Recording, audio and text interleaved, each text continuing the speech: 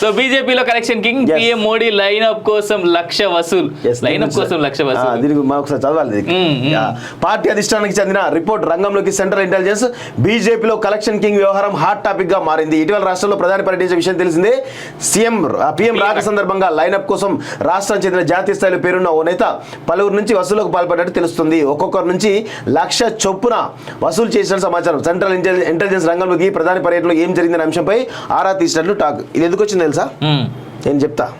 రీసెంట్గా cantonment BJP అభ్యర్థి గతంలో ఉన్నటువంటి శ్రీ గణేష్ అనే వ్యక్తి నిన్న కాంగ్రెస్ కండో కప్పుకోవడం జరిగింది. రైట్. అదే ఎందుకు కప్పుకొని చెప్పి ఆరాధిస్తే దీని బయటికి వెళ్ళింది.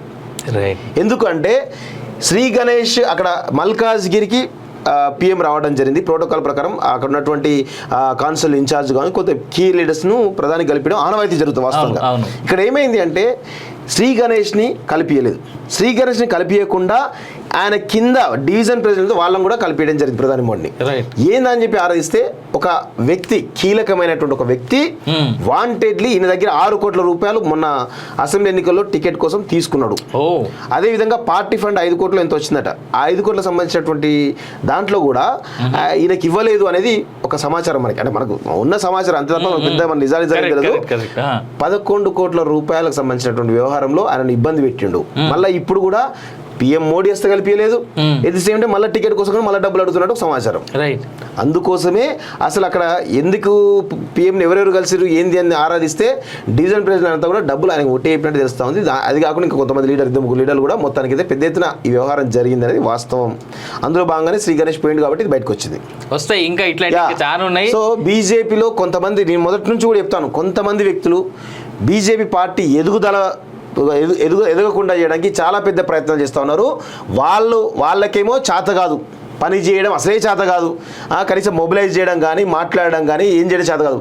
సంవత్సరాల తరబడి, దశాబ్దాల తరబడి పార్టీలో అంటి పెట్టుకుని ఉన్నటువంటి వీళ్ళు ఆ పొజిషన్ నుంచి కదలరు, వేరే వాళ్ళని రానియరు, వచ్చినా కానీ ఇబ్బందులు పెడతారు.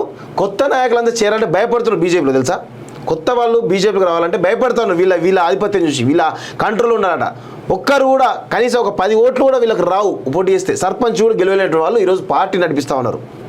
అండ్ అన్ఫార్చునేట్లీ బీజేపీలో ఒక టెండెన్సీ ఏంటంటే పాత నాయకుడు కొన్నేళ్ళుగా అంటిపెట్టుకుని ఉంటే ఏదో ఒకనాడు వాళ్ళని గుర్తించి ఏదో ఒకటి చేస్తుంది పార్టీ.